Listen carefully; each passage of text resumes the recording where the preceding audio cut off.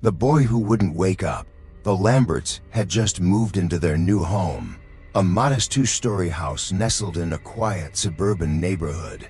With white shutters and a creaky front porch, it was the kind of place that felt like a fresh start.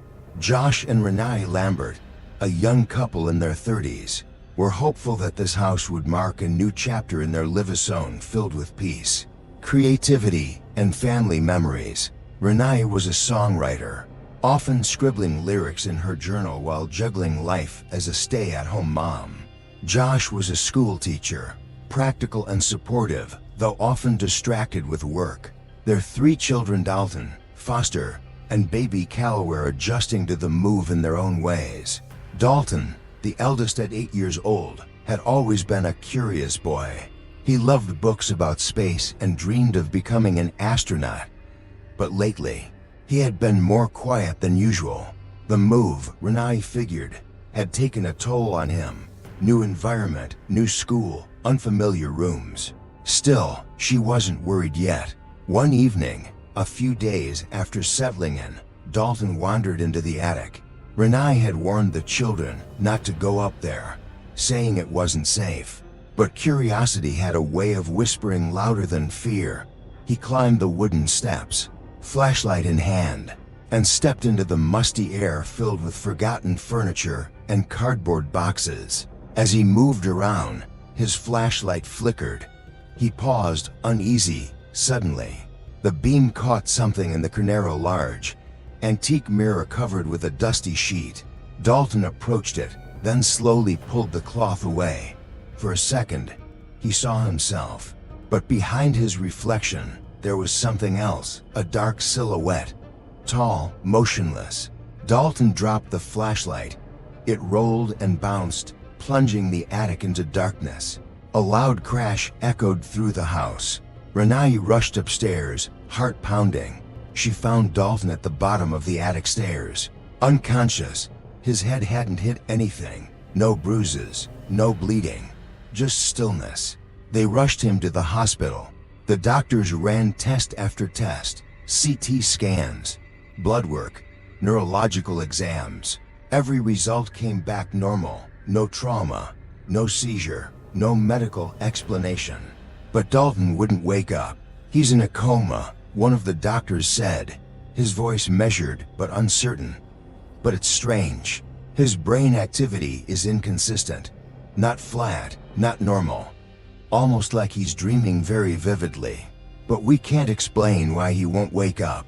Josh held Renee as she cried quietly in the sterile hospital hallway. After several days of no improvement, the hospital discharged Dalton to recover at home with full-time care. A hospital bed was placed in his room. Machines hummed. Tubes fed into his nose. But he remained unresponsive. That's when the strange things began. It started small. Renee would walk past Dalton's room and feel a sudden drop in temperature. She chalked it up to air conditioning, but then she noticed things moving. A chair that shifted ever so slightly. Books falling off shelves with no one around. The baby monitor crackling with static, followed by faint whispers. One night, as Renee passed by Dalton's room to check on him, she heard a voice, a low murmur. It was a child's voice, whispering something she couldn't quite make out. She opened the door slowly. The room was dark, the nightlight casting a soft orange glow. Dalton lay still, but next to his bed, in the corner of the room, stood a figure. For a heartbeat, she froze. The figure looked like a boy, similar height to Dalton, but thinner, his features pale and blurry in the low light. Renee flipped the light switch. The figure was gone. Dalton was alone. She closed the door and tried to convince herself she was sleep-deprived, imagining things. But in her heart, fear was blooming. The next day, Foster, their younger son, came into the kitchen with wide eyes. "Mom," he said softly, "Dalton walked into my room last night." Renee's spoon stopped mid-air. "What do you mean, sweetie?" "He was standing by my bed, but he didn't say anything. He just looked at me. His face was wrong. He was smiling, but it wasn't a happy smile. Renae's skin prickled with goosebumps. She tried to talk to Josh about it that evening. He was skeptical. "We've been through a lot, Renae," he said gently. "You're tired. Foster's probably having dreams. We're all stressed." But even Josh couldn't explain what happened next. That night, the alarm went off at 3:15 a.m. Josh sprang out of bed and ran downstairs, thinking it was a break-in. But no doors were open, nothing was missing. The only thing out of place was the front door, which was unlocked. Josh was certain he had locked it. Renae checked the security footage from the doorbell camera the next morning. There was no footage, only static from 3 o'clock to 3:20 a.m. And then came the scream. It was 2 nights later. Renae was in bed when a blood-curdling scream pierced the silence. It was high-pitched, like a child in terror. She and Josh rushed to the hallway, only to find Foster crying in the corner, shaking. He was on the ceiling, he sobbed. Dalton was on the ceiling. They checked Dalton's room, still in bed, machines beeping, peaceful as ever. But Foster refused to sleep in his room after that. He wouldn't even look at Dalton. Renae couldn't shake the sense that something was terribly wrong. She began researching coma cases. She stumbled across an old book in the library about astral projection, belief that a person's spirit can leave their body and travel through other realms. It sounded absurd, but the more she read, the more it made a twisted kind of sense. One night, Renae dreamed of Dalton. In the dream, he was standing in a foggy hallway, calling out to her, "Mom, can you hear me?" She reached for him, but he drifted backward into the darkness. She woke up crying. Later that morning, while sorting through boxes in the attic, she found something unusual. A stack of old photographs that didn't belong to them. In one photo, a woman stood with her family, smiling. But in the background, a shadowy figure lurked near the corner of a doorway. It had red eyes. In another, a child sat with toys. Behind him, a ghostly face stared from the window. Renae flipped the photo. No names, no dates, just a scribbled phrase in faded ink. "They watch from beyond." She brought the photos to Josh. He brushed them off. Probably staged, old horror trick photography. Maybe the previous owner liked spooky stuff. But Renae was unconvinced. That night, the baby monitor flared to life again. Static, then a voice. "She's watching you." Renae grabbed the monitor and ran to the baby's room. Kali was asleep in her crib, but next to her, the rocking chair was moving, slowly, back and forth. Renae stared at it, her breath catching. Suddenly, a loud crash came from Dalton's room. They rushed in. A picture frame had flown off the wall, glass shattered across the floor.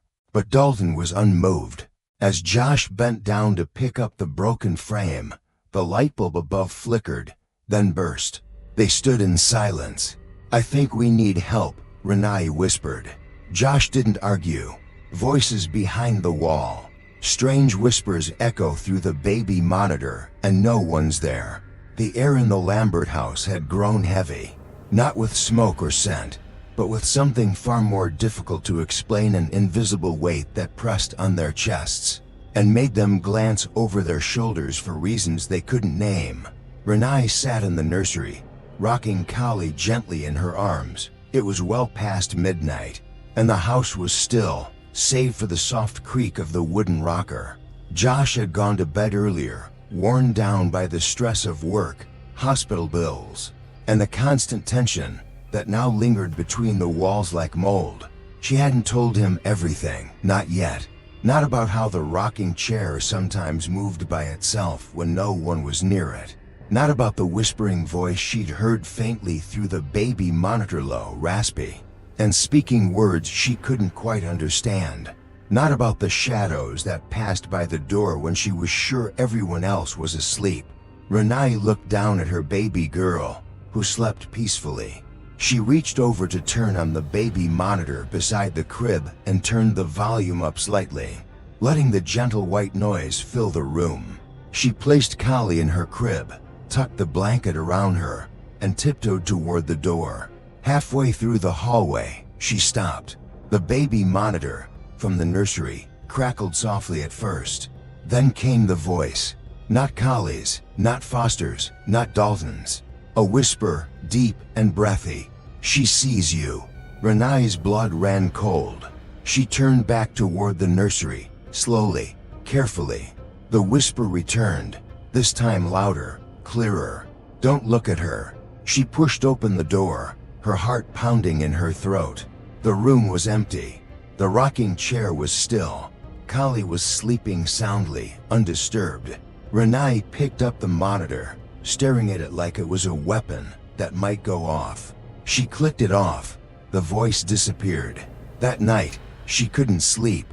She stayed in the living room, curled up on the couch with a blanket pulled to her chin.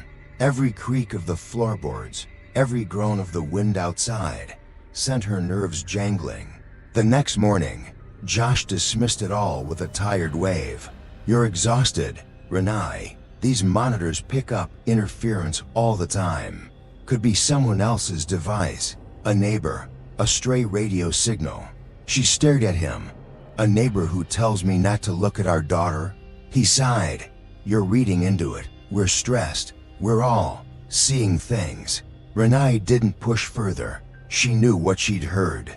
Later that day, Foster came into the kitchen, rubbing his eyes and clutching a toy. "Mom," he said, "who were you talking to in the hallway last night?" Renee looked up from her coffee. "I wasn't talking to anyone, sweetheart." "Yes, you were. You were whispering to someone by the wall. I heard it." She crouched down beside him. "What do you mean, by the wall?" He pointed toward the long stretch of hallway outside the bedrooms. "She was in the wall, Mommy. You told her not to come out." Renee's heart dropped. "Who?" He didn't answer. Instead, he dropped the toy and walked away. Later, as Renee picked up the toy, a small plastic astronaut noticed something odd. Scrawled into the side of the helmet, with what looked like a fingernail, was a word. "Look." That night, she tested the baby monitor again. She set one end in Callie's room, turned up the volume, and carried the receiver with her as she paced the house. Nothing for hours, just the usual hum of static. Then, at 3:06 a.m., the voice returned. "She's waiting." Renee froze in place. "She sees you now." The voice was closer this time, not on the nursery, not on the monitor.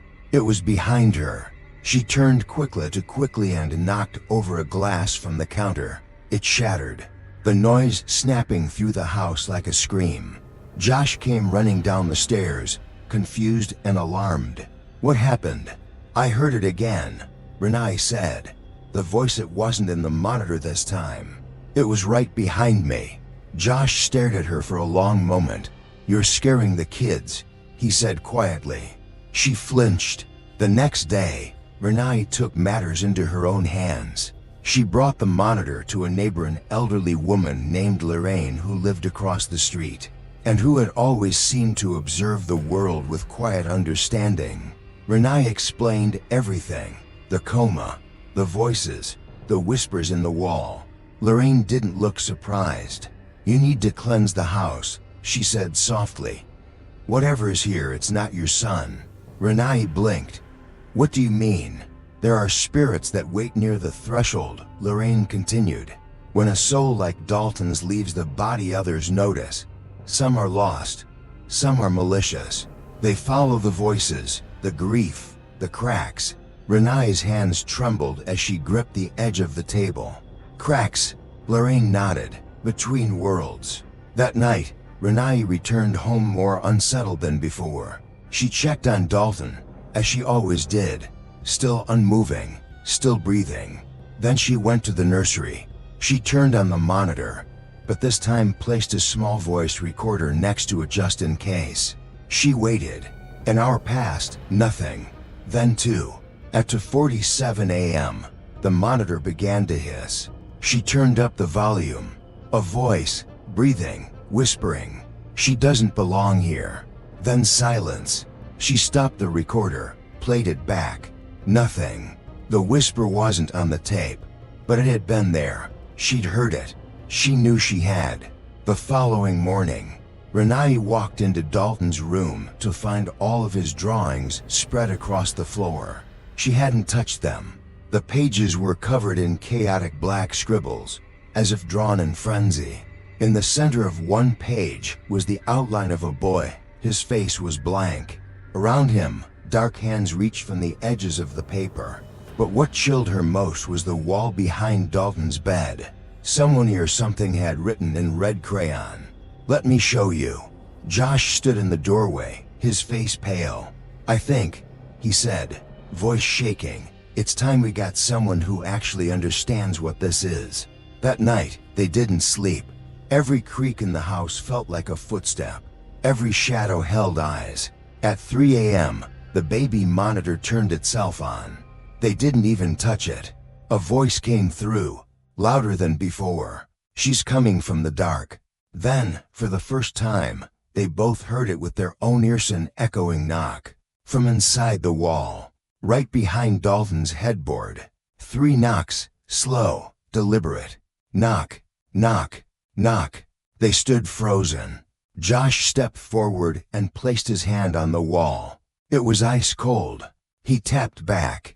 Knock, knock, knock. No response. From inside, something whispered. So faint, it was almost a breath. "We're still here." Shadows in the hallway. The mother sees figures move through the house at night. The night began like so many others had since Dalton's coma, quiet, heavy with tension, and stretched tight with unanswered questions. Renai sat curled up on the edge of her bed, her notebook open in her lap, pen hovering just above the page. She had tried to write music again, anything make her feel normal. But every time she touched the pen to paper, her hand would freeze. The words wouldn't come. How could they? The house wasn't just silent anymore. It felt watched, listened to. Josh was asleep next to her, exhausted from the strain of everything they couldn't explain.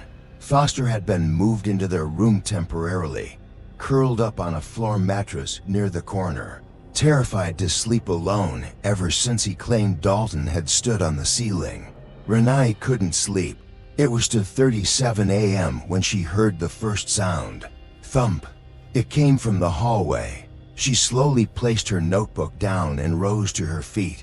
The house was dark, the moonlight bleeding in faintly through the blinds. She moved carefully across the room, past Foster's sleeping form, and pulled open the door just enough to peer into the hallway. Nothing. She stepped out. Her feet made no sound on the wooden floor. She made her way toward the staircase, the hallway stretching long and narrow before her. On either side, the doors to Dalton's and Kali's rooms were closed. She glanced toward Dalton's first, as always, and froze. A shadow moved across the bottom of the door. It wasn't the kind of flicker that could be explained by headlights or passing clouds. This one was solid, intentional, like someone walking past inside. Her breath caught in her throat. She reached for the doorknob and stopped. There was no sound, no monitor beeping, nothing. She turned slowly toward Kali's room instead. Her hand trembled as she turned the knob and pushed it open gently. The nursery was quiet. Moonlight poured in through the window, casting faint lines across the crib. Kali slept peacefully, but something felt off. She scanned the room, eyes resting on the rocking chair. It stood still. Then creak. The chair rocked forward. Once, twice, as if someone had just risen from it.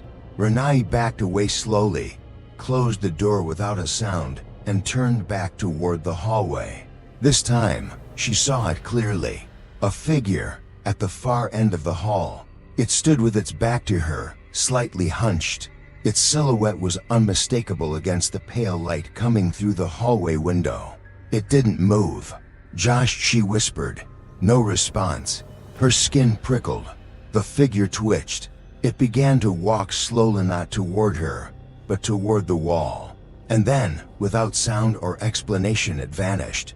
walked straight into the wall as if it had been swallowed by it. Renai stumbled backward, hand gripping the banister. Her breathing turned shallow, heart hammering against her ribs. She rushed back into her bedroom and shook Josh awake. He groaned, squinting up at her. "What, Renai? What's wrong?" "I saw someone in the hallway," she whispered. "It wasn't you. It wasn't Foster. It just disappeared into the wall." Josh sat up, groggy but now alert. What are you talking about?" "I'm telling you," she said, voice shaking. "There was someone there, a full figure, and they just faded into the wall." Foster stirred. "Is the shadow back?" he asked sleepily. Renai looked down at him, startled. "What shadow?" He sat up and rubbed his eyes. "The one that watches from the corner. It doesn't talk, just watches. But sometimes it moves, it walks down the hall." Josh stared at Foster, then looked at Renai. This wasn't just sleep deprivation. This wasn't coincidence. That night, they left the hallway light on. But light didn't stop what came next. The following evening, as Renai folded laundry in the living room, Kali began crying from the nursery. She set the clothes aside and headed upstairs. As she approached the hallway, a cold breeze brushed her arms. She paused. The windows were closed. Still, the cold deepened. It wasn't just temperature, it was a presence, a heaviness that made it hard to move. As she stepped into the hallway, she noticed something new. Long, narrow scratch marks ran across the wall outside Dalton's room, for parallel lines, like claw marks carved into the drywall. She reached out and touched them. The grooves were fresh. She didn't say a word. She turned and ran into Kali's room. Her daughter was screaming but not looking at her mother. She was staring behind Renai. Renai turned and saw nothing, but the air was ice. The mobile above the crib spun slowly on its own. The shadow of the crib's bars twisted unnaturally across the wall, stretching toward the door. Renai grabbed Kali and rushed out of the room, barely breathing. Josh came home later that evening to find her sitting on the floor with both children, every light in the house on. "I'm calling someone," she said simply. "Who?" Josh asked.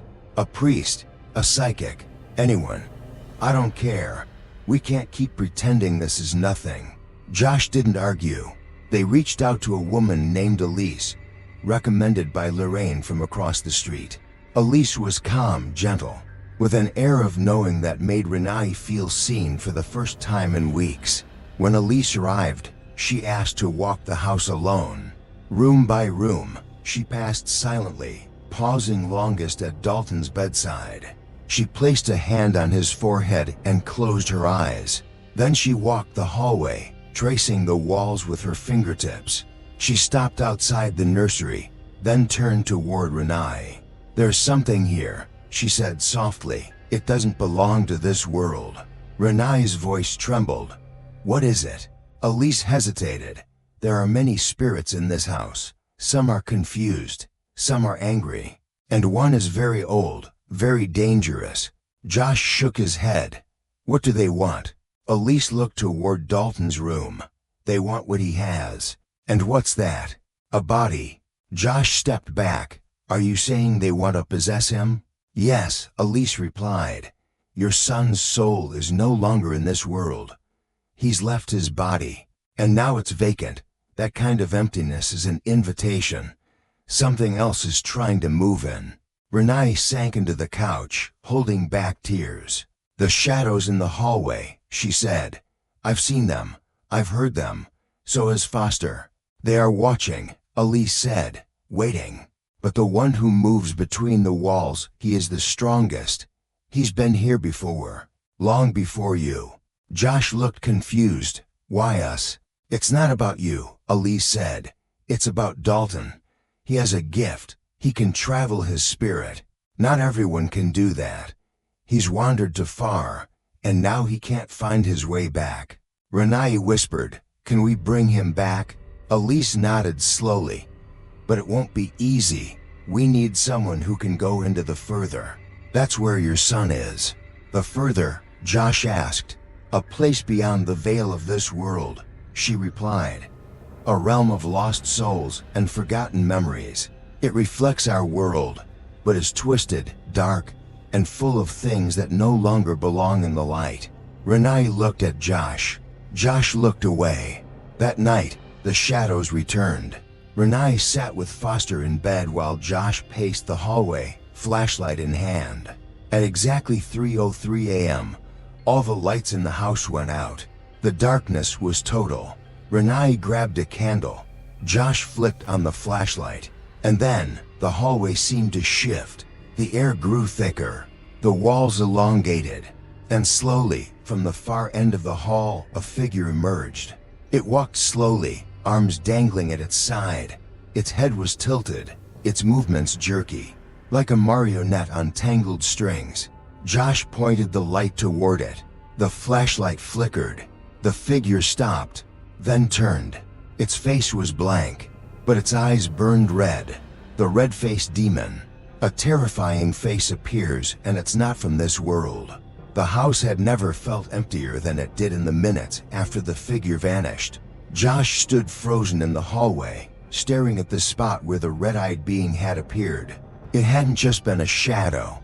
It wasn't an illusion or some vague paranormal presence. It was real, physical, and it had seen him.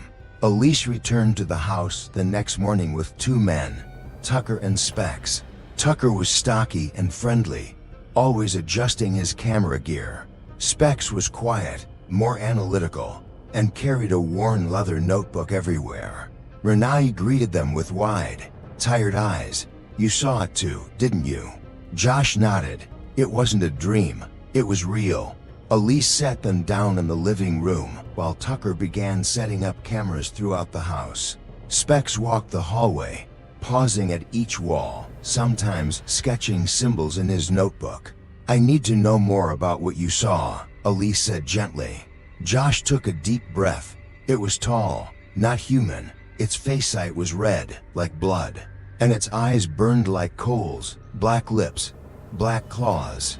Its movements were wrong, like it didn't understand how a body works. Renai shuddered at his description. That matches what I saw in Dalton's drawing. You've seen it before? Elise asked. Renai nodded. I didn't realize what it was at the time, but one of Dalton's drawings drew a red-faced creature standing next to him. I thought it was a monster from a movie or his imagination. Dalton didn't imagine it, Elise said. What he saw was real. What you're seeing now isn't a haunting, it's an invasion. That demon's not just watching anymore, it's getting closer, stronger. Why now? Josh asked. Because your son is still lost in the further, she explained.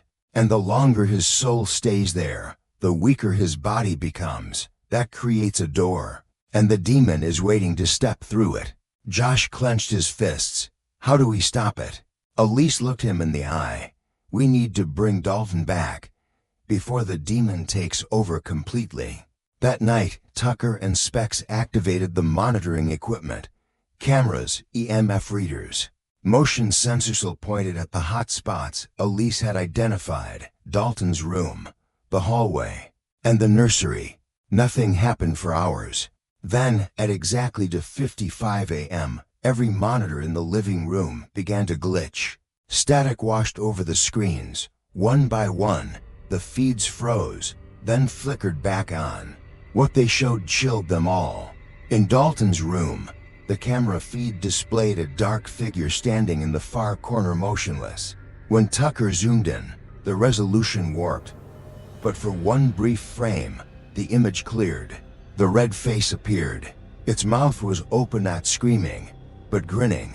Jagged teeth stretched impossibly wide. Claws dangled at its sides. Its skin seemed to pulse, as though it were breathing through rage alone. Then the screen went black. Tucker jumped back. Did you see that? Did everyone see that? Renai had her hand over her mouth. Specs nodded slowly, scribbling frantically into his notebook. That's not just a ghost. That's a parasite. It feeds on fear, and it's no longer hiding. The next morning, Elise asked to be left alone with Dalton for a few moments. Renai agreed, watching through the door. Elise sat next to the boy's bed, took his hand, and whispered quietly. "He's here," she said softly. "I know you can hear me, Dalton. You've wandered far, but your family is still calling for you. You need to fight your way back." She closed her eyes. Suddenly, Dalton's body twitched. Renai gasped. Elise opened her eyes again. "He's not alone anymore," she said. "The demon is near him, watching." Later that evening, Renai found herself alone in the kitchen. The others were reviewing footage and planning their next steps. The silence of the house was louder than ever. Then, without warning, a song began to play. A soft, music box tune, childlike, off-key. It was coming from the laundry room. She stepped closer. The room was dark, but the tune played steadily from inside. As she entered, she saw it. A small wooden music box sitting on the washing machine. She didn't recognize it. It had never been there before. Renai reached out and opened the lid. The tune stopped. She stared at the little ballerina figure inside. It was old, faded, and broken. One of its arms was missing. Its face had been painted over crudely with something red. Blood red. Then she heard the breathing. Behind her. She turned slowly. The red-faced demon stood inches from her, towering in the shadows. Its eyes locked with hers. It didn't move. It didn't scream. It just stared, and then vanished. Renai fell back against the wall, screaming. Everyone came running. "It was him," she said, shaking. "He was right in front of me. I could feel him." Elise helped her to a chair. "He's not bound to one place anymore. He's in the house, fully." Josh looked to Elise, desperate. "We're running out of time. We have to go into the further," she said. "Tonight." Josh hesitated. "You mean you're going?" "No," Elise replied, voice calm.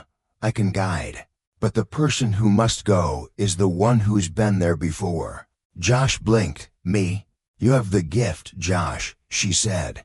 "You don't remember because you blocked it out as a child. But you used to travel. Just like Dalton, you left your body while you slept." He stood silent, struggling to take it in. "You must find Dalton," Elise continued. "Bring him back, and don't let anything else return with you." Josh nodded slowly, fear and resolve warring in his eyes. That night, Elise prepared the room. Candles were lit in a circle. Dalton lay in his bed, unmoving. Josh sat next to him, eyes closed, as Elise guided him into a deep trance. "Let go of your body," she whispered. "Close your eyes and listen to the sound of your breath. Count backward, 10, 9, 8. Josh felt himself falling not physically, but mentally. The room around him dimmed, then disappeared entirely. Darkness, then light. He opened his eyes. He was still in the room, but it wasn't the same. Everything was gray, silent, still. The air felt heavier, the shadows longer. He was in the further. Josh stepped into the hallway. The walls bent and twisted as if the house were breathing. The photographs on the wall had no faces, just blank ovals where eyes should be. He heard whispers behind the doors, scraping, laughter. Then he heard Dalton's voice. "Dad." Josh turned. "Dalton." He ran down the hallway, past doors that slammed shut behind him. He turned the corner and saw him. Dalton stood in a dark room, chained at the ankle, surrounded by flickering lanterns. His face was pale, terrified. "Dad, help me, he's coming." Josh rushed forward, but then something moved in the shadows behind Dalton. A shape emerged, the red-faced demon, larger than before, more solid. Its claws scraped the ceiling as it crept along the wall. It opened its mouth witty and screamed. Josh grabbed Dalton's hand. "We're leaving. Now." The demon lunged forward, letting out a sound that tore the silence apart. Josh pulled Dalton through the door. The world around them collapsed into pitch black. They ran. Doors slammed, walls cracked, figures reached for them from both sides. The further was collapsing behind them, trying to trap them inside. Elise's voice echoed faintly through the dark. "Come back, Josh. Bring him back now." Josh held Dalton tighter. "We're going home. The astral secret." They learn the boy's spirit has left his body trapped in a place called the Further. The morning after Josh's first contact with the Further was heavy with silence. Everyone in the house, Renai, Josh, Elise, Tucker, and Specs in the living room, exhausted. Faces pale with the weight of what had happened the night before. Josh had brought Dalton back, or at least, he thought he had. Dalton still hadn't woken up. He now twitched in his sleep, murmured sometimes, moved his finger signs of something stirring within him, but his eyes remained closed. It was as if the boy was fighting to fully rejoin the living world, caught between realms. Elise looked at Josh with sympathy, but also with urgency. "What you did last night entering the Further and finding Dalton, that was incredibly brave. But you didn't bring all of him back." Josh blinked. "What do you mean?" "His spirit is still tethered," she said. "He's close, but not fully returned. And while he lingers, the door remains open." Specs closed his notebook and leaned forward.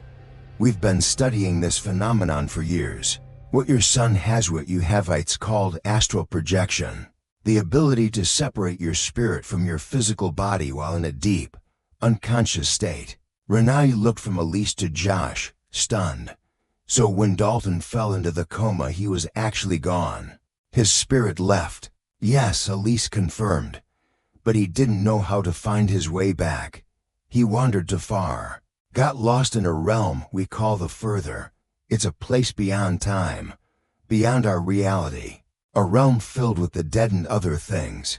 Josh sat back, remembering the shadows, the screaming faces, the blood-red smile of the demon. "I saw them," he murmured. "They weren't just ghosts. Some of them, they weren't human at all." Elise nodded. "Some are remnants, echoes of people who've died tragically or refused to move on. But others are predator entities that exist solely in that world. They feed on fear, attach to weakened souls, and try to cross into ours." Renai hugged her arms. "And Dalton opened that door just by dreaming?" "No," Elise said. "He opened it by projecting. The coma happened because his spirit became trapped. His body didn't shut down, it became vacant. And that's what drew them here." Tucker flipped through video footage, pausing on a frame of the red-faced demon. "This guy, he's the one we keep seeing. He's more than a ghost," Elise said. "He's a parasitic entity. He wants to possess Dalton's body." Josh stood up, pacing. "But I brought Dalton back." "You brought back a part of him," Elise repeated. "But something else came too. You saw him last night. You said he was clinging to Dalton. That red-faced demon doesn't just want to watch anymore. He's already started the process of attachment." Josh stopped pacing. "What do we do?" Elise walked to a nearby table, opening a small black case. Inside were candles, incense, a small bell, and a piece of obsidian shaped like an eye. "We sever the tether. But we need to act fast." Josh hesitated. "You're saying go back again?" "No," Elise said. "Not yet. First, we have to understand the link between Dalton and the Further. There's a reason he ended up there in the first place." Renai's voice cracked. "You mean something brought him there?" Elise's eyes narrowed. "I believe so. And if we don't find out why, this will happen again." The next day, Elise conducted a reading in Dalton's room. She lit 5 black candles around his bed and closed all the windows. The air turned thick with the scent of sage and burning resin. Tucker and Specs monitored EMF levels and temperature drops. Renai held Kali in the hallway, whispering prayers she hadn't spoken since childhood. Josh sat beside Elise, watching her closely. Elise placed her hands on Dalton's forehead, breathing slowly. Her voice lowered into a chant, a rhythmic hum that seemed to vibrate through the floorboards. Suddenly, the candles flickered violently. The flame on the far left candle turned blue. Elise's body tensed. She gasped. A deep voice, not hers, slipped through her lips. He wandered too far too deep, and they found him. Josh stood up. Who's speaking through her? Specs whispered, she's channeling. The voice continued, now colder. The boy saw the demon first in his dreams. The demon whispered. It showed him things. Lured him out. It wanted him to open the door. Elise's head snapped back. Her eyes fluttered open, completely white. He opened it. Suddenly, all the candles blew out at once. A loud bang echoed through the house. Renai screamed. Elise collapsed. Josh caught her before she hit the floor. She was breathing heavily, her hands trembling. It's worse than I thought, she whispered. Renai ran in. What happened? The demon has already marked him, Elise said. Dalton's spirit is still tethered to the further. That mark acts like a leash. The demon can pull him back at any moment. Josh's voice was barely audible, so we didn't save him.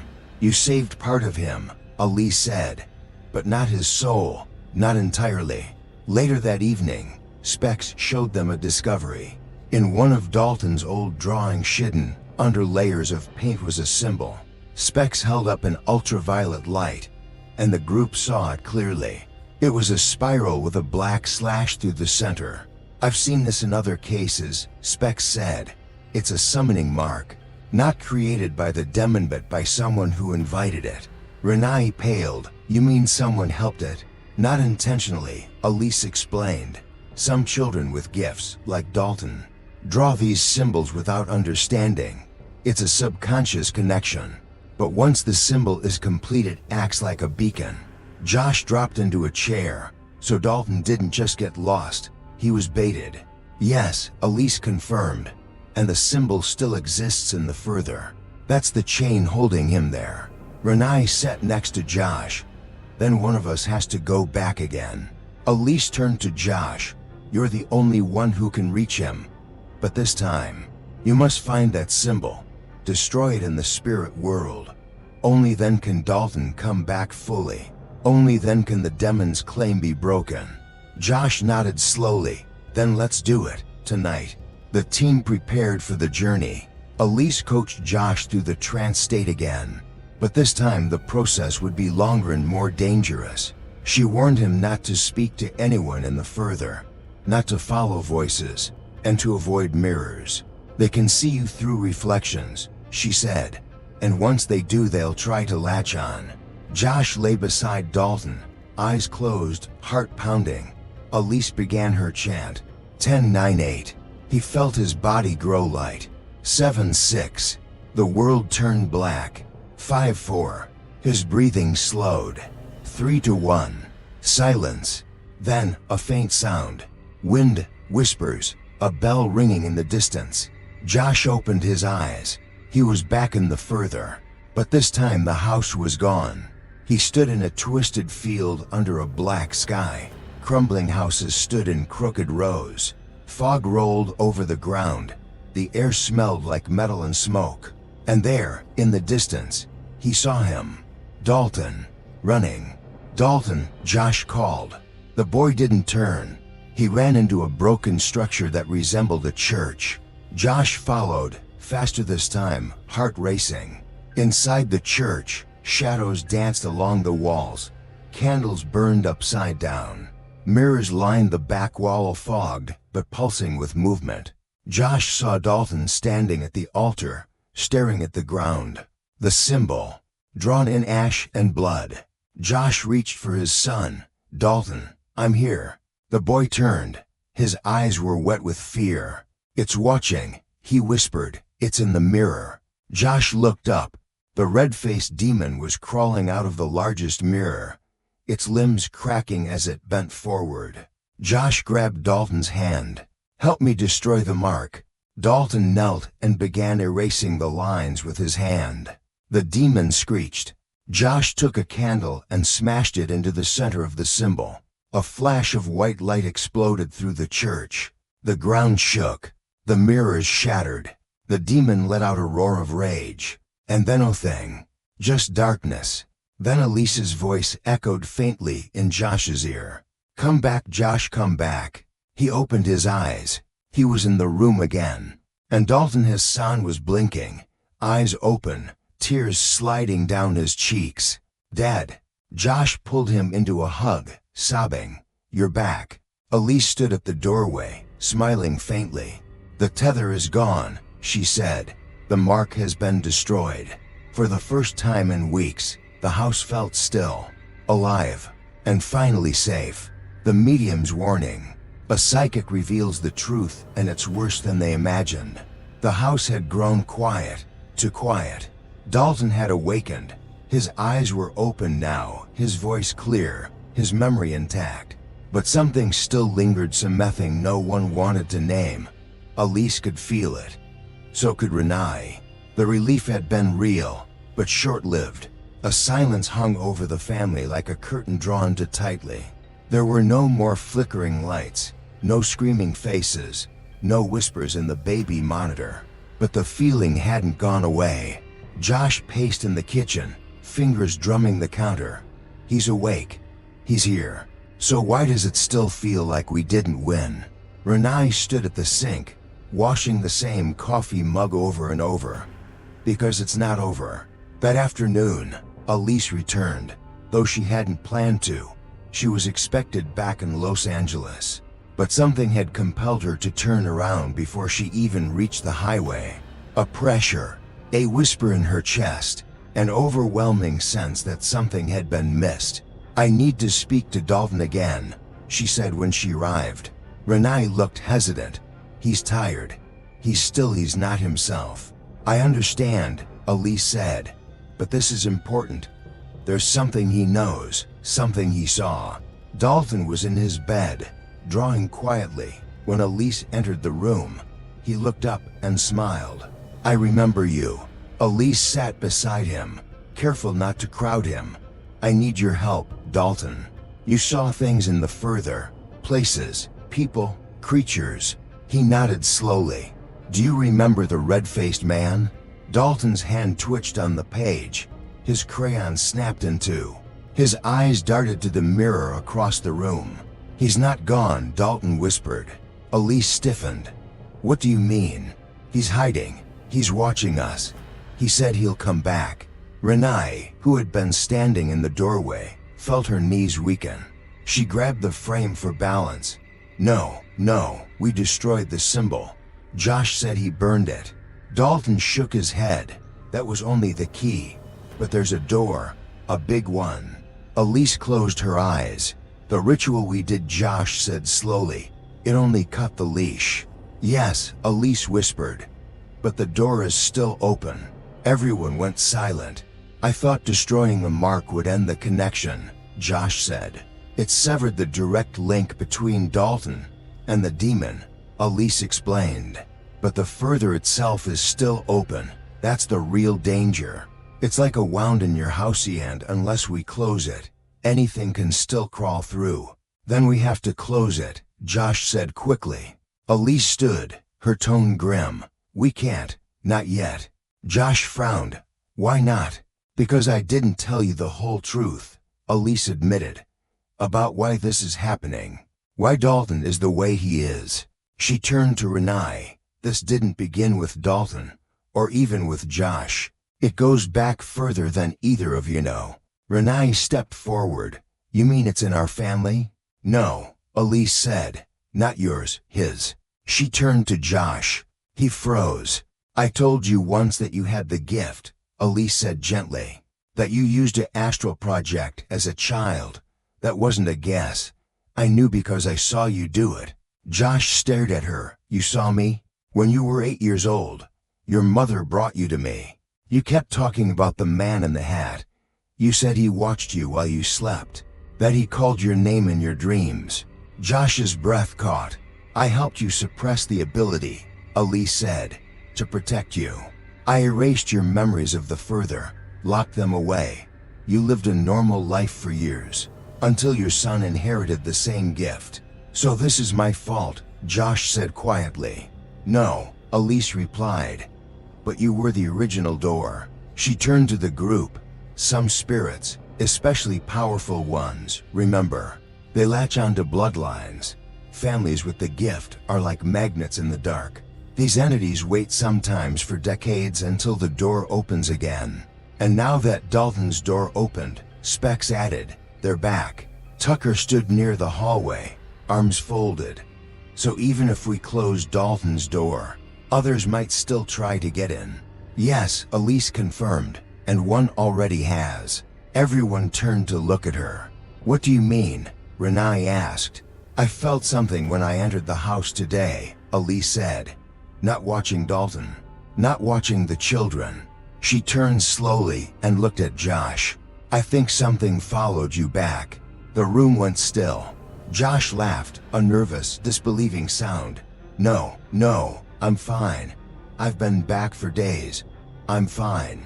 Elise walked toward him, slowly. Are you having dreams? Josh hesitated. Everyone dreams. Are you waking up feeling like you've been somewhere else? She pressed. Are you hearing voices in places where no one is speaking? Seeing things move out of the corner of your eye? Josh didn't answer. Renai stepped toward him. Josh? His face paled. Elise reached into her coat and pulled out a small mirror. Look at your reflection, she said. He did. His eyes met his own. Then for a fraction of a second something changed. His reflection smiled, but he didn't. He jumped back. What was that? Elise whispered. There's something inside you. Renai screamed. Dalton covered his ears. Tucker dropped the camera bag. Specs stepped between Elise and Josh. No, Josh whispered. That's not possible. It attached to you when you went back to find Dalton, Elise said. It hid. It waited. It knew you wouldn't know how to check for it. And now it's feeding off you. Josh backed away, trembling. So what do I do? How do I get it out? Elise took a deep breath. We'll need to perform a severance ritual. But it won't be easy. You'll need to go back into the further Againthus time to confront the entity inside you. Josh gripped the wall. You want me to face it? The thing that's inside me? It's the only way, she said softly. If we don't, it will eventually take control.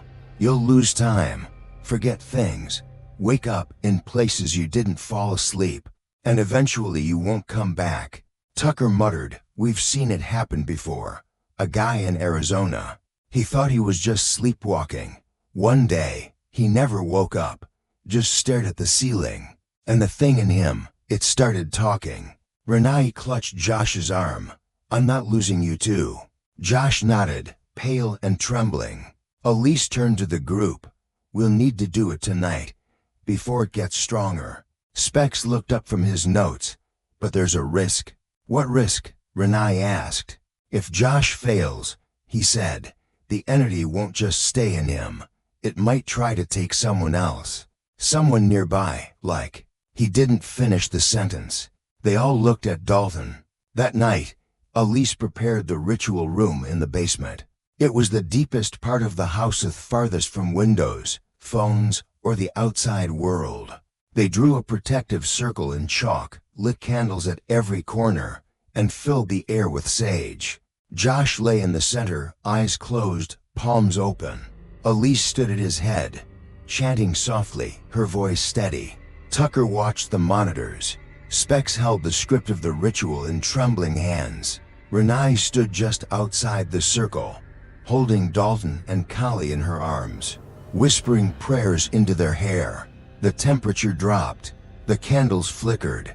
Elise leaned closer to Josh. Let go. Find your center. Push into the darkness. Josh breathed deeply. His chest rose, fell, then stilled. He opened his eyes. Back in the further. The air was colder than before. This time, he stood in an exact replica of his own basement, except the walls were rotted. The floor cracked, and the air humming with whispers. A mirror stood in the center. His reflection stood inside it, grinning. Red eyes, black lips. It stepped forward. Josh braced himself. You don't belong here, he said aloud. The reflection laughed. Neither do you. Then it lunged, drawn into the darkness. The father discovers he once had the same ability to astral project.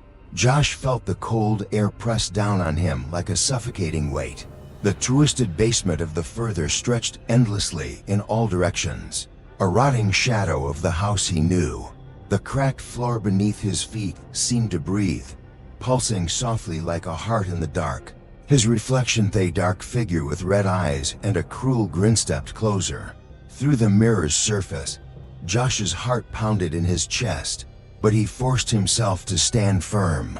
"You don't belong here," Josh said, his voice steady but hollow. The reflection laughed, a hollow, echoing sound that bounced around the cavernous space. "Neither do you," it whispered, stretching its shadowy fingers toward him. Josh closed his eyes, feeling a wave of dizziness wash over him. When he opened them again, the figure was gone, but the darkness remained. He was alone, or so he thought. A faint glow appeared ahead, soft and blue, like a candle flame in the distance. Something pulled him forward, a gentle tug at his very soul. Josh walked toward the light, the oppressive darkness beginning to thin just a little. As he drew closer, the glow sharpened into the shape of a small boy sitting cross-legged on the floor. The boy's eyes were wide and searching, filled with fear, hope, and something else Josh couldn't quite place. "Dad," the voice was trembling, fragile. Josh's breath caught. "Dalton?" The boy nodded slowly, then looked down at his hands. "They tried to take me," Dalton whispered. "But I fought. I don't want to stay here. I want to come home." Josh knelt beside him, reaching out. "We're going to get you back. I promise." Dalton's eyes flickered with sadness. "You're strong, Dad. You've been here before." Josh frowned. "I have?" Dalton smiled faintly. "You don't remember, but you used to travel like me." Josh's mind raced. Memories, blurry and fragmented, started surfacing, images of himself as a child, floating above his sleeping body, drifting through shadowy realms just like this one. "I forgot," Josh murmured. "I locked it away, tried to forget." Dalton reached out and took Josh's hand. "You have to remember. We have to find the door, the one that leads out." Josh stood, feeling a renewed strength. "Where is it?" Dalton pointed toward a distant archway, blackened and jagged like broken glass. Josh moved cautiously toward the archway. The air thickened again, and whispers filled his ears, voices calling, laughing, pleading. Suddenly, a figure stepped out from the shadows. It was the red-faced demon. Its eyes burned bright, and its claws scraped the floor with a sound like nails on stone. "You cannot leave," it hissed. "You belong here." Josh's hand tightened around Dalton's. "We belong with the living. We leave now." The demon lunged forward. Josh stumbled but caught himself, pulling Dalton behind a crumbling pillar. The demon growled, its form flickering like smoke. Josh felt fear claw at his chest, but he forced himself to breathe, to focus. Then a memory came crashing back, his mother's voice calm and steady. "Remember who you are, Josh. Your spirit is stronger than any darkness." Josh closed his eyes, concentrating on that voice, on the feeling of safety and love. When he opened them, he reached out with his mind, reaching for the gift he had buried long ago. He imagined himself lifting out of his body, floating above the ground, untouchable and free. The demon screamed, recoiling as Josh's spirit expanded, glowing with a bright white light. "You cannot have him," Josh shouted. The light engulfed the demon, pushing it back into the shadows. The archway ahead began to pulse and shimmer. Dalton smiled. "We have to go through." Josh took his son's hand, and together they stepped into the archway. Light flooded their vision. When it cleared, they found themselves in a vast open field bathed in golden sunlight. Josh looked around. This was not the house anymore. This was something else, a something closer to peace. Dalton turned to him. "We're almost home." Josh smiled, feeling hope for the first time in weeks. But as they walked forward, the shadows stirred behind them. The red-faced demon was not done yet. The forgotten childhood, memories return of ghosts, demons, and a photo that shouldn't exist. The golden light of the further faded away as Josh and Dalton stepped through the shimmering archway. leaving the shadowed realm behind. Yet, as their feet touched the cold hardwood floor of the real world, an unsettling chill crept over Josh's skin. Something wasn't right. Dalton blinked up at him, tired but alive. "Dad, it's over now, right?" Josh forced a smile. "Almost, son, almost." As days passed, the house grew calmer. Dalton's health improved, and the ominous presence seemed to weaken. But Josh felt a gnawing emptiness within, a puzzle piece missing from the chaotic memories he'd reclaimed from the further. One evening, while sifting through old family albums, Josh's gaze landed on a photograph wedged between worn pages, a picture he didn't recognize. The photo was black and white, its edges curled with age. It showed a small boy standing in front of a decrepit house, clutching a worn teddy bear. The boy's face was hidden in shadow, but the house was unmistakable, the very same one Josh had grown up in. Confused, Josh turned the photo over. Written in faded ink was a name: Joshua Lambert, age 5. A cold shiver ran down Josh's spine. He'd never seen this photo before. That night, sleep eluded him. His mind flooded with imagined snippets of childhood memories long buried under layers of repression. He saw himself standing alone in a dark room, pale and trembling. He heard distant laughter, whispers calling his name. He saw a shadowed figure watching him, a man in a wide-brimmed hat with glowing red eyes. Josh sat upright in bed, heart racing. Memories surged through him like a tidal wave. As a child, he'd often felt watched, unseen eyes tracking him through empty hallways. Strange bruises on his arms he couldn't explain, night terrors so vivid they felt real. And that man, red-faced demon, had been with him, just as Elise had said. The next day, Josh sought out Elise. She listened patiently as he recounted the fragments. "I didn't want to believe it," Josh confessed, "but now it all makes sense. The nightmares, the feeling of being followed. That man demon has been with me since I was a kid." Elise nodded solemnly. "The gift you have is powerful, but it also makes you vulnerable. Entities like that demon wait for years, watching. They choose their victims carefully." "But why me?" Josh asked. "Why my family?" Elise's voice softened. "Because your family is connected to the further in ways you don't yet understand." Together, they examined the photograph again. Elise pointed at a faint outline in the background, almost invisible, but unmistakably a figure standing on the porch, its face twisted and unnatural. "That's him," Elise said quietly, "the red-faced demon.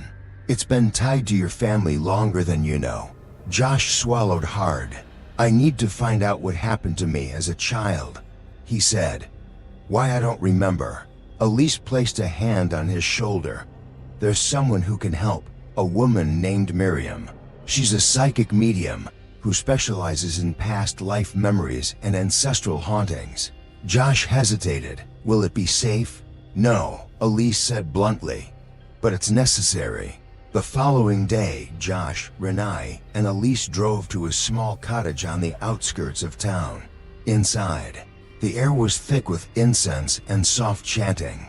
Miriam, a woman in her late 50s with piercing green eyes, welcomed them warmly.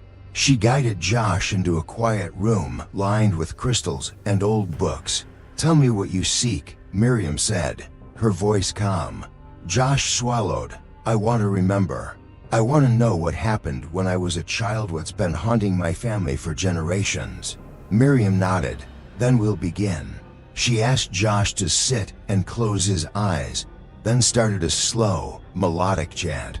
Minutes passed as Josh felt himself drifting into a deep trance. Suddenly, vivid images erupted in his mind. He was 5 years old, standing alone in the old house's hallway. Shadows clung to the corners, twisting and writhing like smoke. A soft whisper called his name, Joshua. He turned, spotting a dark figure looming in the doorway. The man in the wide-brimmed hat, his eyes glowing an unnatural red. The figure spoke, voice like gravel. "You have the gift, Joshua, but with it comes a curse." Josh tried to run, but his legs wouldn't move. The figure reached out, long fingers curling around his wrist, and Josh felt a coldness spread through him. "Remember me," the figure said, "and your bloodline will always carry my mark." Suddenly, Josh woke, gasping. Miriam opened her eyes. "That is the source. Your family's curse began with this entity. It feeds on your gift, and through your bloodline, it survives." Josh clenched his fists. "How do I break it?" Miriam's gaze softened. "You can't erase it, but you can fight it. The memories you regain are your strength." Elise nodded. "That's why your son is targeted, and why you must protect him." Renai's eyes filled with tears. "What about the photo? Why did we never see it before?" Miriam looked closely. "Because it's a memory trapped outside Timion that only now surfaces as you open the doors to your past." Josh stared at the photo again. The boy's shadowed face now felt like his own lost self, a reminder of what was stolen. That night, back home, Josh sat alone with the photograph in hand. Dalton was asleep in his room, safe and warm. Josh traced the outline of the house and the shadowed figure on the porch. "I remember you," he whispered, "and I'm coming back for what you stole." He placed the photo on his bedside table and blew out the light. Outside, the wind howled softly, carrying with it a faint, sinister whisper. "Into the further. He risks it all, leaving his body to search for his son's lost soul." Josh sat in the dimly lit room, the photograph still clutched in his hand. The memories of his childhood, the shadows, the whispers, the red-faced demon flooded his mind like a storm breaking over a quiet sea. His son, Dalton, was still fragile. The boy's spirit remained tethered between worlds, caught in a limbo, neither alive nor fully lost. And Josh knew what he had to do. There was only one way to save Dalton completely, to risk his own soul, and journey once more into the further.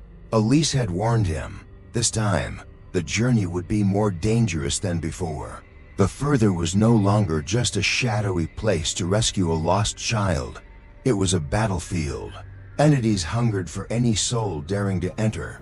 And this time, Josh would enter fully conscious, leaving his physical body vulnerable in the waking world. The room was prepared meticulously. Candles flickered softly, arranged in a precise circle. Incense filled the air with a thick scent of sage and sandalwood. Elise sat opposite Josh, her voice calm, but serious as she explained the ritual. "This journey is different," she said. "You'll need to control your spirit, to stay tethered, but flexible but when your body, and the further. If you lose control, you might never return." Josh nodded, his heart hammered with fear and determination. "I have to do this for Dalton." Renai held his hand tightly. "We're here. We'll watch over your body." Tucker and Specs monitored the room, their equipment ready to detect any unusual activity. The tension in the air was thick, almost suffocating. Elise began the chant, her voice low and steady. The candles danced in response. Josh closed his eyes, breathing deeply. He felt his body relax, the sounds of the room fading into distant echoes. One by one, the familiar sensations returned, the floating feeling, the detachment from flesh and bone. His spirit slipped free from his physical form, light and airy, yet aware. He opened his eyes. The house was gone. Instead, Josh stood in a vast gray expansive, endless void of the further. A cold wind whispered past him, carrying distant cries and laughter that sent shivers down his spine. He looked down and saw his own body, pale and motionless, resting safely in the circle. Josh took a slow breath and turned toward the distant shapes, emerging from the mist-twisted remnants of a world long lost to time. He was alone, but not for long. From the swirling shadows emerged a flicker of movement. Dalton. The boy stood some distance away, his figure wavering like a candle in the wind. "Dad," Dalton called, eyes wide with relief and fear. Josh rushed forward, but the ground beneath his feet shifted, unstable as if the earth itself were breathing. The further is alive, Josh realized. He reached out to his son's trembling hand. Dalton's gaze darted around nervously. He's here, the demon, watching. Josh's heart clenched. We're close now, Dalton said, voice trembling. But the path is dangerous. Together, they moved forward, navigating the twisted landscape of broken memories and lingering spirits. Walls of faded photographs loomed, faces blurred and indistinct. Whispers floated on the wind, ghostly voices warning, pleading, cursing. Suddenly, from the mist, the red-faced demon appeared. Its eyes burned like coals, its grin wide and cruel. It blocked their path, limbs stretching unnaturally. You cannot escape, it hissed. Josh felt a cold wave of fear, but forced himself to stand tall. We're not leaving without him. The demon lunged. Josh dodged, barely avoiding razor-sharp claws. Dalton cried out, stepping back. Josh grabbed his son's hand and ran. The demon chased them, its voice echoing, promising pain and darkness. They reached a towering gate made of twisted metal and broken glass. Josh recognized it, instant life door that held the key to Dalton's soul. But it was sealed tight with ancient runes glowing faintly in the dim light. We need to break the seal, Josh said. Dalton nodded and began chanting softly. Words from a language neither fully understood, but felt deep in his bones. The runes flared brighter, trembling under the power of the incantation. Suddenly, the demon slammed into the gate with all its might, shattering parts of the metal. Josh grabbed Dalton and pulled him back. We don't have much time, Dalton shouted. Together, Josh and his son pressed their hands to the glowing runes, focusing all their will into breaking the seal. A bright flash erupted. The gate crumbled. Beyond was a swirling vortex pulsating with energy, both terrifying and beautiful. Josh stepped forward, feeling the pull of his son's lost soul waiting inside. But the demon was not defeated. It screamed, a sound that shook the very fabric of the further. Josh grabbed Dalton's hand tightly. We have to go in. Now. They stepped into the vortex together. The world spun, light flashing, colors bleeding into one another. When the spinning stopped, Josh was overwhelmed by a warmth he hadn't felt in weeks. Dalton's eyes were closed, but his body was calm. Josh reached out, his hands trembling, touching his son's face. Slowly, Dalton's eyes opened fully. Dad, he whispered. Josh smiled through tears. I'm here, we're coming home. Behind them, the vortex closed. The red-faced demon's roar faded into silence. Josh felt his spirit tug gently back toward his body. He focused, pulling himself home. Opening his eyes, he found himself back in the room. Renai rushed to his side, relief flooding her face. Dalton lay peacefully in his bed, breathing steadily. Josh felt exhaustion settle deep into his bones, but also a fierce hope. The journey had been perilous, but he had reclaimed his son's soul from the depths. The door to the further was closed once more. For now, the faces of the dead. Inside the further, spirits and tormented souls try to trap him forever. The moment Josh's spirit re-entered the further, a suffocating chill wrapped around him like a shroud. The air was thick with a heavy silence, broken only by faint whispers swirling like a restless wind through the endless gray mist. Ahead, the landscape stretched twisted, decayed remnants of houses, barren trees clawing at the ashen sky, and shadows that shifted at the edge of vision. Josh knew better than to trust what he saw. The further was a realm built on memory and nightmare, where time was meaningless and the lost lingered forever. He moved forward cautiously, clutching the talisman Elise had given him, a small obsidian stone carved with protective sigils. It was his anchor, a fragile thread keeping his spirit tethered to the world of the living. The first faces appeared suddenly. They materialized out of the mist like pale phantom translucent figures with hollow eyes and twisted expressions frozen in eternal torment. Some were children clutching ragged toys, others adults reaching out with desperate hands, their mouths opening in silent screams. Josh's heart pounded. "I'm not here to hurt you," he whispered, voice barely carrying. But the faces did not listen. They closed in. "Stay back," Josh shouted, stepping backward, but the souls swirled closer, their whispers growing louder, incoherent yet filled with pain. Suddenly, the ground beneath him shifted, becoming unstable.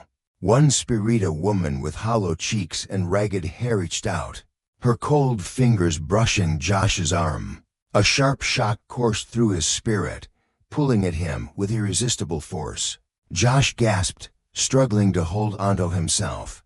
The woman's voice echoed, clear and mournful, "Stay with us forever." More faces joined in, their voices layering into a haunting chorus that wrapped around his soul like chains. Josh fell to his knees, fighting to break free. He clutched the obsidian talisman tighter, feeling its warmth pulse faintly. "You won't take me," he growled. But the further was relentless. From the shadows, darker shapes emerged, malformed entities with jagged teeth and glowing eyes. They snarled, lunging toward him. Josh pushed himself up, running through the foggy landscape. The spirits' cries followed him, growing more desperate, more furious. He stumbled into a ruined chaplet, stained glass windows shattered, pews overturned. Inside, the air was thick with sorrow. Josh's breath came in ragged gasps as he searched for a way out. Then, out of the corner of his eye, he saw a mirror hanging crooked on the wall. The mirror was cracked and smeared, but within its depths, a face stared back at him. It wasn't his own. It was the red-faced demon. Its eyes burned with malevolence. Josh backed away, heart racing. But the demon's face morphed into the hollow-eyed spirits he had just fled. "They are one and the same," a voice whispered inside his mind. Josh shook his head, trying to clear the confusion. A sudden flash of memory pierced through the fog. The demon was a collector feeding on the lost, trapping souls to fuel its power. The pale faces were those who had fallen victim, caught in eternal limbo. Josh's mission was clear. He needed to resist their pull and find the sourceth heart of the further to free Dalton's soul and his own. The chapel began to tremble. Walls cracked and groaned as the spirits' voices rose in a deafening wail. Josh dropped to the floor, clutching the talisman. Suddenly, a bright light erupted from the obsidian stone, pushing back the shadows. The spirits recoiled, their faces twisting in anger and despair. But it was only temporary. The darkness surged forward again. Josh stood, steeling himself. Ahead, he saw a door ornate and glowing with ancient symbols. It was the heart of the further. As he approached, the spirits' cries became voice-bleeding, threatening, begging, "Stay, join us, forever." Josh took a deep breath and stepped through the door. Inside was a vast chamber, swirling with shadows and light. At its center floated a sphere dark and pulsing with energy. The demon's presence radiated from it, thick and suffocating. Josh reached out. His spirit flared with the power of the talisman. The demon screamed, a sound like shattered glass and burning metal. Josh grasped the sphere, feeling its dark energy try to invade his mind. But he fought back, drawing strength from the love for his son, for his family. The sphere cracked, light burst forth, consuming the darkness. The spirits outside began to fade, their faces softening into peace. Josh felt a warmth spread through him as the tether to the further weakened. He turned toward a swirling portal, a path back to the living world. As he stepped through, the voices whispered one last time, "Remember us." But Josh knew their pain was no longer his to bear. He opened his eyes. Renee was there, tears streaming down her face. Dalton slept peacefully in the next room. Josh smiled, exhausted but free. The faces of the dead were behind him now. For the first time, hope shone in the darkness. The man with fire on his face. The red demon reveals its lair, and its twisted desire to possess. Josh's body was safe still, breathing, watched carefully by Elise and Renai. But his spirit was not home. Not yet. The further wasn't done with him. As Josh passed through the fading light of the spirit's chamber, he found himself pulled not toward the waking world but deeper into the dark. The warm thread that had tethered him to Dalton and safety unraveled, slipping from his grasp like smoke. He tried to call out, but no sound escaped his lips. All around him, the world bled away into shadow again. Then suddenly he hit, searing, pulsing, alive. Josh opened his eyes. He was standing in a vast red room, pulsating like a living wound. Walls cracked and blistered like scorched earth. The air burned with a copper tang of blood and ash. A rhythmic thumping echoed from deep within the structure, like a monstrous heartbeat. He recognized it instantly. The lair of the red-faced demon. The man with fire on his face. The true master of this realm. The thing that had stalked him as a child. The creature that had hunted Dalton. Josh stood frozen in place, sweat forming on his spectral skin. Shadows crawled along the ground, coiling like snakes. The air shifted, and suddenly the walls began to breathe, expanding and contracting like lungs filled with smoke. A low growl echoed across the chamber. Then, from the shadows, it emerged. Tall, grotesque, its skin cracked with heat, glowing from beneath like smoldering coals. Its eyes burned like twin furnaces.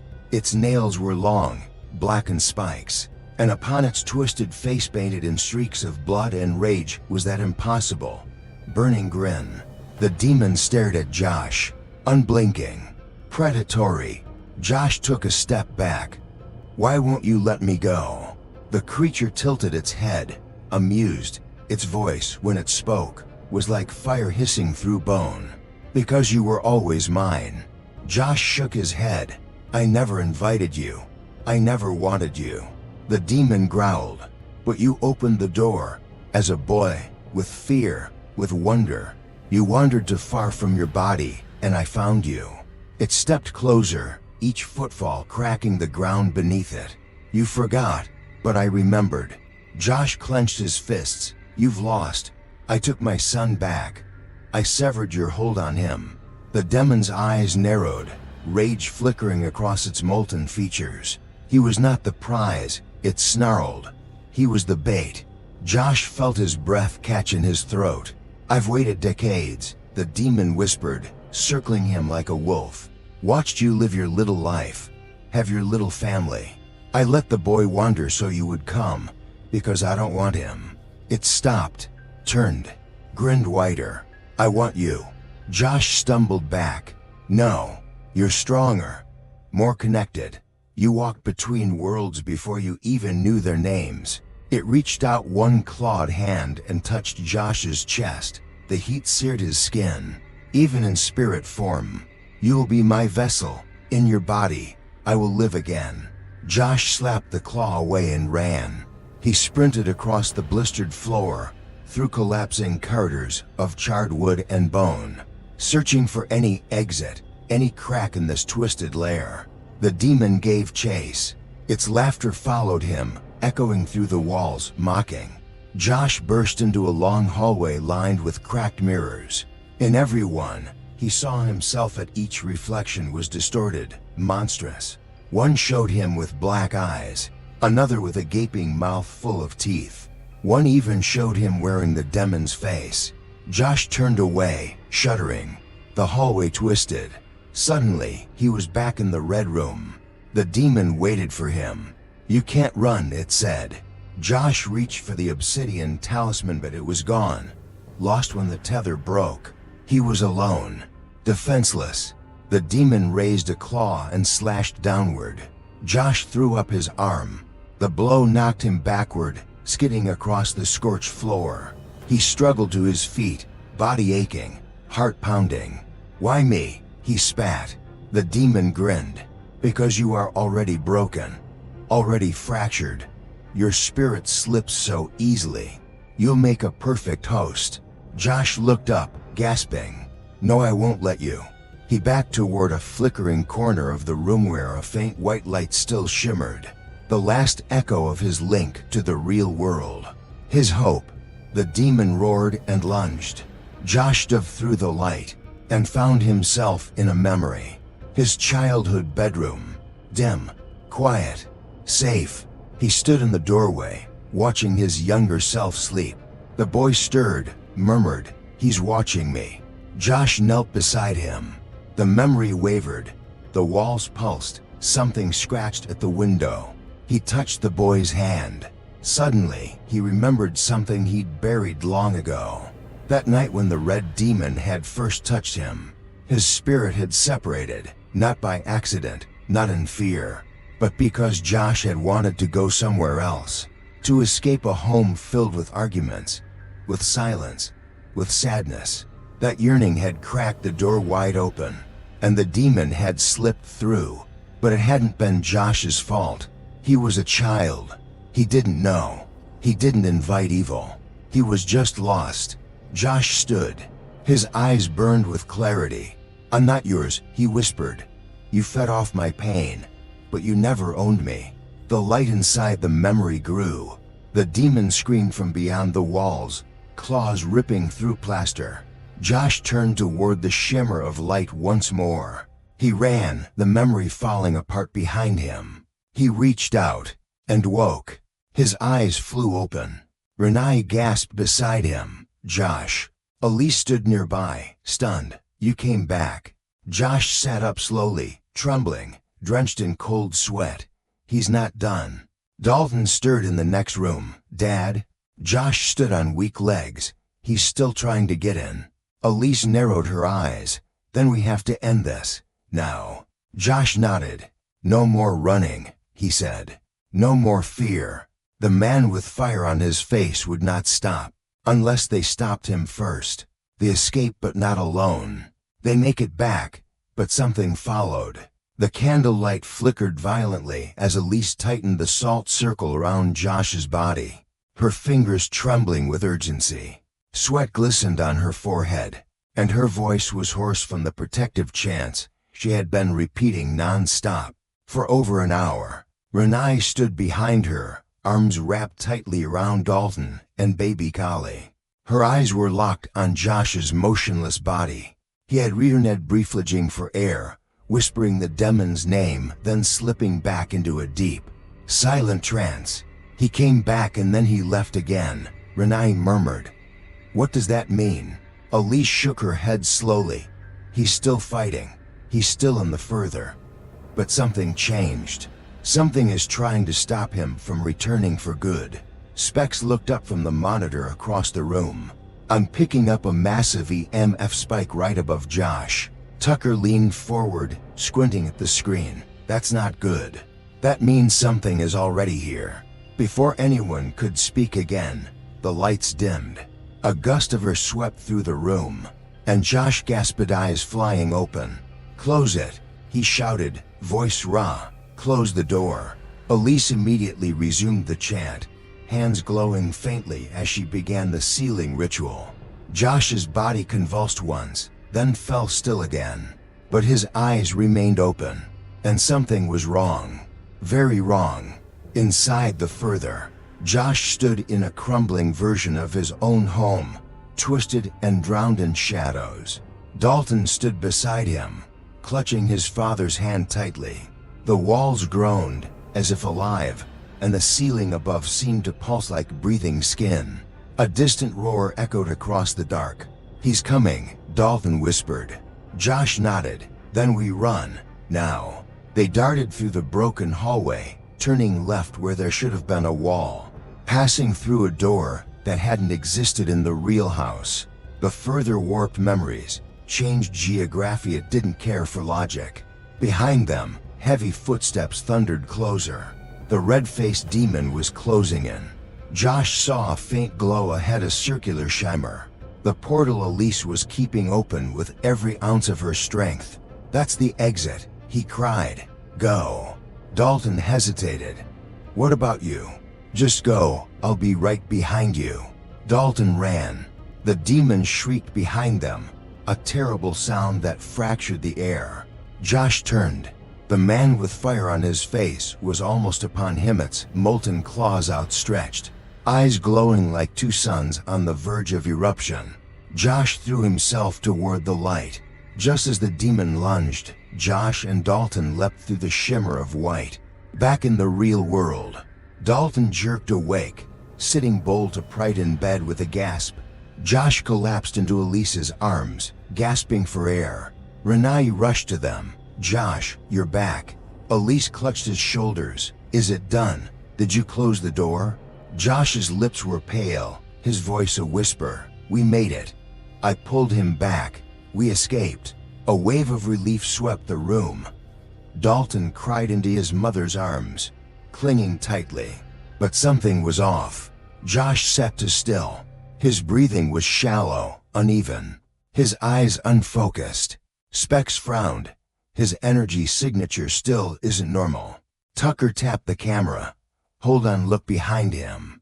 Everyone turned, and the temperature dropped instantly. Standing in the corner of the room, half hidden in shadow, was a tall, unmoving figure. Not a person. Not anymore. Its silhouette was unmistakable, thin, towering, with long claws and burning red eyes. Elise whispered, No, it can't be." Renai stepped back, shielding Dalton. Josh didn't move. He just smiled. But the smile didn't reach his eyes. And then the voice came, low, crackling like fire. "Thank you for the invitation." The thing had followed them. It hadn't needed the boy after all. It had wanted Josh, and now it had him. Elise immediately began drawing a new salt circle around Josh. But the demon laugh fed through his lips. The air in the room rippled. Kali's mobile spun violently in the crib. Dalton cried out. Josh's body stood, slow and deliberate, though no one had helped him. "Josh," Renai whispered, tears welling in her eyes. But it wasn't him. The creature behind the eyes moved his body like a puppet. The demon grinned, stretching Josh's features in unnatural ways. "You closed the wrong door," it said, tilting its head, "and left mine wide open." Tucker raised a crucifix, shouting, "Back off." The possessed Josh simply reached out and the crucifix ignited, burning in Tucker's hands. He dropped it with a yelp. Specs backed away, tripping over a chair. Elise grabbed a mirror from her bag, quickly covering it in ash. "I'm not losing another soul," she hissed, beginning a banishment rite. Josh's face flickered, his eyes briefly returned to normal. He choked. "Renai, don't let him." Then the red returned, and the demon snarled. "Enough." With a wave of Josh's hand, the mirror shattered. Dalton screamed. The energy in the house spiked. Windows exploded inward, the lights burst, and a wind howled through the house like a scream from hell. And then everything stopped. Josh collapsed to the floor, still, silent. Elise rushed to him, placing her fingers at his neck. Faint pulse. He was alive, but unconscious. His eyes were shut. Dalton stood frozen, his voice barely a whisper. "Is he still in there?" Elise didn't answer. She placed a protective charm around his neck, then turned to Renai. "We got him back, but something else came through, and it's still trying to take hold." Renai stared at her husband's body, sleeping or hiding. Dalton held her hand, trembling. "Will Daddy wake up?" Elise looked at him, then at Josh. "I don't know." That night, Elise stayed by Josh's side, chanting soft protections, sprinkling salt, and burning sage in a steady rhythm. Renai curled up with the children, wide-eyed and sleepless. In the quiet of 3 a.m., the baby monitor crackled. A voice whispered through it, "He's mine now." Renai screamed. Elise ran to the nursery. Nothing. Just the baby sleeping peacefully. But the shadow on the wall lingered a moment too long before vanishing. The next morning, Josh still hadn't woken. Tucker and Specs packed up the equipment in silence. Renai stood beside Elise at the door. "Will he ever come back?" she asked. Elise hesitated. "His spirit is in a battle, a war. He made it back, but so did the darkness. Renai looked toward the bedroom. Then I'll wait. However long it takes. Dalton approached Elise, holding something in his small hands. A drawing. It showed his father. But behind him, looming tall and red-faced, was the demon. Still smiling. Still waiting. Dalton looked up at her and whispered, "He's pretending to sleep. The photograph lies. A final photo reveals the truth. A spirit returned, but not the right one." Morning light spilled through the curtains of the Lambert home, but it brought no warmth. Josh remained in bed, his body still, eyes closed, chest rising with slow, mechanical breaths. Renai sat beside him, her fingers laced through his unmoving hand, waiting, praying. It had been 5 days since his return. 5 days since he rescued Dalton. 5 days since he supposedly came back with him. But Josh hadn't opened his eyes again. Not really. Once or twice, he had stirred, whispered unintelligible words. Once, he even muttered Elise's name. But Renai had seen something in his expression, something that made her skin crawl. It wasn't her husband. Not completely. Dalton, too, had changed. He was no longer drawing monsters or speaking of the red-faced man. But when he looked at Josh, he said very little. Just held his sister close and avoided his father's room entirely. Elise had promised to return soon, to try one last ritual to ensure the door to the further had been sealed for good. But until then, Renai waited and watched. That morning, she sat at the edge of their bed with her camera in hand. She was organizing photos from the last few weeks' birthdays, family moments, and images of Dalton before the coma. Anything to distract herself from the ache gnawing inside. She clicked through, one by one. Then she paused. Her heart skipped. One photo wasn't right. It showed Josh standing at the foot of Dalton's bed the morning after they returned. Only something in his eyes was wrong. The camera had captured what she hadn't seen in the moment. His pupils were black, not just dark pure black, with no whites, no reflections, just void. She zoomed in. His smile looked stiff, too wide. She remembered that day. How he had spoken softly to Dalton, stroked his hair. But Dalton had flinched, and the baby had cried until Josh left the room. Renai's hand trembled as she clicked to the next photo. Josh again, but in the background this time, behind Renai holding Kali. His face was out of focus, but she could see it again. Those eyes, black, empty, not Josh. She rose quickly and walked to Elise's number on the fridge. Dialed. It rang once, twice, then picked up. "Elise," she said, voice shaking. "It's not him." Something came back, but it's not him. 2 hours later, Elise arrived with Specs and Tucker, carrying a heavy black case and a silver-framed mirror coated with protective symbols. They moved quickly, setting up the room. Dalton watched silently from the hallway, clinging to Renai's arm. "Show me the photo," Elise asked. Renai handed over the camera. Elise studied it, her face going pale. "This confirms it," she said quietly. "He never made it all the way back." "You mean Renai couldn't finish?" Elise nodded. "He led Dalton out, helped him escape. But just as they crossed back, the demon made its move. It pushed Josh aside and took his place." Specs glanced nervously toward the bedroom. "So who's lying in there right now?" Elise set the photo down and pulled out her mirror. "We're going to find out." Inside the bedroom, Josh lay motionless as Elise placed the mirror on the nightstand, angled toward his face. She began to chant softly, sprinkling salt around the bed in a tight ring. Tucker set up motion sensors while Specs held a cross-camera rig focused on Josh's face. The mirror's surface shimmered faintly. Elise's chant grew louder. Josh twitched, then slowly opened his eyes. They were not black. They were pale, lifeless. Elise stepped back. "Who are you?" she demanded. Josh sat up slowly, his head tilting unnaturally to the side. His lips curled into a grin. "He's sleeping," the voice said, rasping, unnatural. "So I took his place." Renai gasped. Dalton whimpered from the hallway. Joshua, the thing wearing his face, stood, stepping over the salt as if it wasn't there. The mirror crackled. The glass inside showed not Josh's reflection, but the red-faced demon, smiling back. Renai screamed. Tucker lunged forward with the charm-laced chain, but the creature snarled and flung him against the wall. Specs dropped the camera, grabbing for his holy water spray. But Elise raised both hands. "Enough." She stepped forward, her voice steel. "You came through deception. You do not belong here." The demon laughed through Josh's mouth. "Neither did he. He was already mine." Elise held up the photo. "You're weak. You need his body. You can't survive in this realm without it."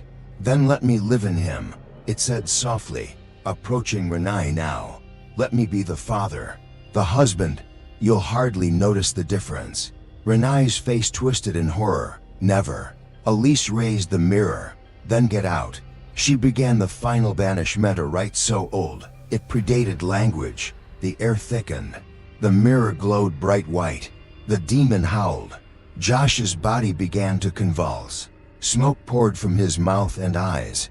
Renai cried out as the shape inside him tried to claw its way free. Dalton suddenly stepped forward from the hallway, holding something in his hand. A drawing. His most recent one. It showed his dad, not the demon, just Josh, smiling, whole. Dalton walked into the circle, against Elise's shouts, and placed the drawing on Josh's chest. "Come back, Dad," he said softly. The room pulsed. The mirror cracked. Elise's voice trembled. "He's reaching for it. He's fighting." Josh screamed. "Not the demon. Josh. The real Josh." Elise closed her eyes, chanting the final words. The mirror exploded. The lights went out. A silence fell like a curtain. Moments later, Josh gasped and sat up, eyes wide. Renai held him tightly, crying. He clutched her back just as hard. Dalton climbed into the bed beside them, burying his face in Josh's shoulder. Specs helped Tucker to his feet, and Elise looked down at the shattered mirror, satisfied. "It's done," she said. Josh looked at her with tired, frightened eyes. "I saw everything," he whispered. "He tried to trap me forever, but he didn't," Elise replied. "You're here, and he's not." 1 week later, the Lambert family packed their things and prepared to move. Too much had happened in this house. Too many shadows lingered. Dalton smiled more now. He slept soundly. Josh was quieter, reflective. He didn't astral project anymore, not even accidentally. He had learned how to close that door once and for all. Elise stopped by on moving day with one last envelope. Inside was the printed photo Renai had shown her, the one with Josh's black eyes.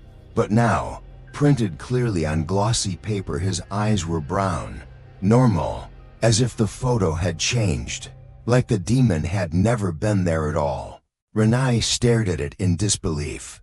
"Does this mean he's really gone?" Elise shrugged softly. "Or it means he doesn't want to be seen anymore." She left without another word. That night, as the family slept in a new home, Renai sat up alone and flipped through Dalton's drawings again. One last sketch had appeared. She didn't remember him making it.